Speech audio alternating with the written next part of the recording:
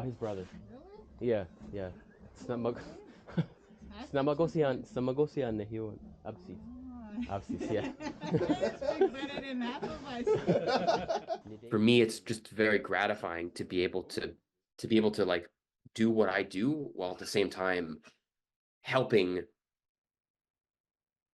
preserve their language and culture in whatever small way. Hey, nice to meet you, man.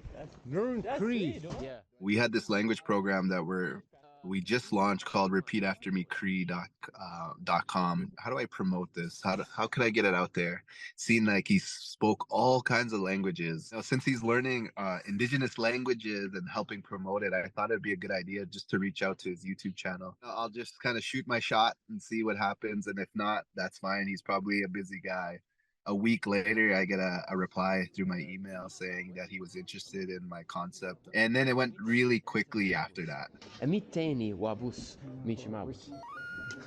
It was amazing, to have a guy like that be willing to come in, learn our language, and promote it to his audience of millions of people that he has following him in terms of language. I mean, I've done this now with, indigenous communities across North and South America as well. It's a beautiful experience every time, but this time in particular was really special because I had Patrick there to kind of guide me and, take me around. And the elders didn't really know why they were gathering there, right? They just knew that something was happening. And so I had to explain to them that we had a special guest over, that he was helping to promote our language, our culture. The elders at first were kind of like, who is this weirdo with the camera? Like they were like, what is this guy?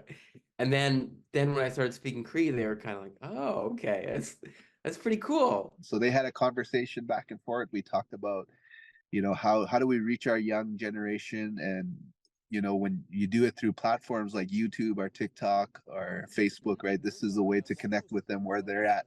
Wabus michimabwe. Oh, yeah. But it turns out that there is actually a group of people for whom what I do turns out to actually have some value, and that's indigenous people across North America whose languages are endangered and in many cases dying. And by him doing so, he's this embodiment of a person that says, hey, you're wrong. Like anyone could learn the language. I learned the language and I'm speaking the language. Thank you for agreeing to come and visit our community. So the elders that you can speak our language. The comments that I've seen from his videos, from his shorts and reels that he did from this content, I see a lot of the young indigenous, not just young, but even older crowds saying, man, if he could learn, I could learn.